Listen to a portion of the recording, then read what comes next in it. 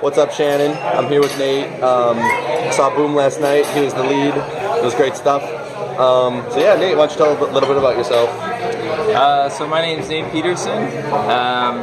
I've been acting since I can remember. I went to Lawrence University, majored in theater, did a lot of shows there, and moved to Madison after school. And this is actually one of my first shows I've been in Madison since the Christmas Carol. Which I also starred in. Jacob was a huge part.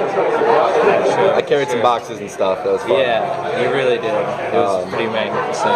Yeah. So, all right. So, have you ever been in like a cast this small before? There's only 3 actors in it. I have been in one show that was this small. I was in a 2-person show before this, my senior year of college. That's the only other small cast I've been in besides this. Okay. Yeah, it's good. It was a good experience. Yeah.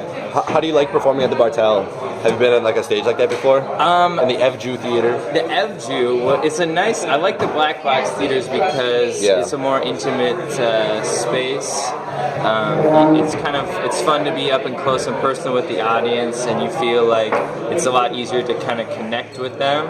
The space itself is a little tricky because it's such a long theater. Mm-hmm. So it's a little interesting. We had to play to so many different parts of the theater, and it's kind of hard to play to the corners because your back is kind of turned no matter where you are. So that was seating along the side. That was tricky. Yeah. The director yelled at me a lot during rehearsals for like turning too far one way and not opening up enough. So that was tricky with the L shape of the audience. Yeah. Okay. The show he was in was called Boom. Why don't you give a brief synopsis? It's called Boom. It takes place way far in the future.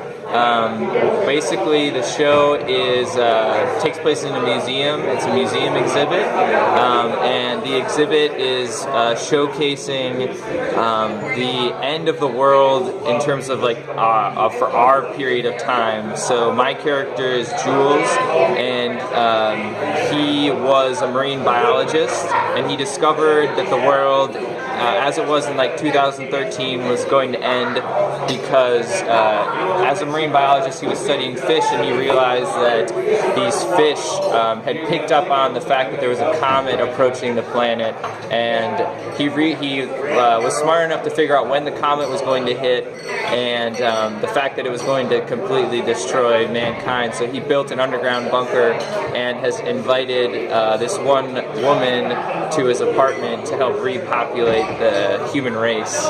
So the show starts right when she arrives at the apartment, and the play itself is actually taking place way far in the future, and there's a character, Barbara, who is the museum exhibit curator, who's explaining how the world had ended before, and she's kind of a person from this race that evolved from after the world ended. Yeah. Okay. What was like the time period between you learning you got the role and then actually like having the book in your hand, the play? We found out our roles at the end of February, and we had our first read-through the second week in March. So by the time we had our first read-through, that's when I had the script, and I started learning my lines right after that. Okay. We didn't have a lot of time. I mean, we had all of March, but the first rehearsal we started blocking basically. So it was an interesting experience. I haven't worked with a director before who had such specific ideas for what he wanted for the blocking, and so we didn't have a lot of input ourselves in what our movements were and where we were on the stage at different parts of the play. He basically laid that all out for us, and we just kind of the first rehearsals, first week or so, that's what we were doing. He was giving us our blocking basically, and we were learning our lines. Gotcha. So, yeah. One thing I noticed from the audience's perspective is that knowing your body movements and your physicalities are very different from your characters. What's it like becoming another person and having those different traits and movements? Sure, yeah. Well, I'm a pretty physical actor. I've sometimes when I'm on stage, I feel like I'm a little self-conscious about how much I'm using my hands and how much I'm moving around, because I feel like I do that a lot. But for me, it's kind of a mode that I get into when I'm in a comedy itself. Like, I really enjoy doing physical comedy, and when you're doing a play like this, where there's so much little bits of stage combat built in. When you're working through that in rehearsals, it kind of becomes a part of your muscle memory. And so, although there was a lot of work we put into choreographing all those moments where Joe would be falling down, or she'd be karate chopping me, or she'd be slapping me in the face, or whatever. After we've run that so many times in rehearsals, it's just kind of become ingrained. So I end up, even though I'm using my body a lot and making a lot of gestures, it probably is pretty similar night to night, because it's just kind of become ingrained. And I don't necessarily notice it too much. Sure. Yeah. How did you prepare? Like, how do you go from reading the script to being off book and memorized? Like, sure. How do you like doing that? Well, I was like I said, I was a theater major in English when I was in college, and biology is not something that I was really interested in at all. So it was a little tricky taking on this character who's supposed to be a marine biologist, and he's like a PhD student. So I had to do some research, about kind of more about what the specifics of the kind of things he's talking about in the play, like terms he's using and what they mean.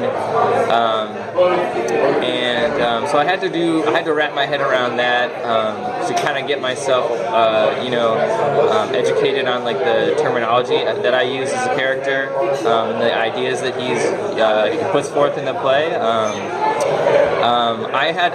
I worked a ton of time on memorizing. I started with the monologues because that's something that I wouldn't be able to necessarily work on as much in rehearsals. So making sure I had those down first was pretty important for me. And in terms of like character development, it was a lot of, I worked a lot on trying to build and place myself into the moment before the play. It was tough thinking about like what your mindset would be if you knew that the world was going to end later that night. Sure. So trying to wrap my head around the circumstances of that, and like the momentous like fact that's my character knows that's going to happen. And after I kind of I'd worked myself and placed myself in that moment, it was just a matter of like having the discoveries throughout the play, the major discovery that my character has when he realizes that the world that the comet has actually hit, that he was right, and the discovery of the fact that this woman I'm with actually might not want to help repopulate the human race with me. So I think the beginning of the play is the trickiest part, just to kind of place my mind in that like mode of that character. But after that, once we kind of get into the swing of the play, and we get into the dialogue, it's just a matter of like listening to my scene partner, and like keeping with the flow of the play, and everything kind of fell into place after that. So, like we said before, he and I were both in A Christmas Carol over winter break. How does working on a play with such a large cast like Christmas Carol differ from working with such a small cast? Is it more close-knit, or do you enjoy the bigger cast with kids and things? I like working with kids in general. It was definitely a different experience. I got to know the director of the show a lot better than I did in The Christmas Carol. You just get to spend a lot more time with the people you're working with, obviously. I like working with a big cast too, because even though it's a small cast, it's a close-knit kind of experience. When you're with a big cast, you kind of have a bigger sense of like camaraderie. Sure. And so that was also fun too. Christmas Carol it was just, I felt like I had more chance to kind of like step back and like appreciate the experience of being in a play more so than with this show. I feel like I'm so much more stressed out and focused on my performance and like the things I need to do before the show and things I need to remember each night. And with the Christmas Carol, it's like our parts were such that we were able to kind of like, you know, goof around. Yeah, I mean, like, you know, we were able to like meet people a little bit more, and it was like less, you know, work on our shoulders for that. Gotcha. But so I mean, it's a different experience, you know. Both enjoyable for sure. Anything else? You want to give a recommendation for your show quick? Yeah, I mean, it's we got this weekend and next weekend. Performances next week are Friday at 7:30 and Saturday at 7:30. So it's a fun show. It's only an hour and 15 minutes. I guarantee you'll laugh at least once. I laughed a bunch. It's a fun show, so come see it. You get a chance. All right, coming to you live from Cooper's Tavern, Shannon. Thank you, Nate. All right, we'll see you later. Thank you, buddy.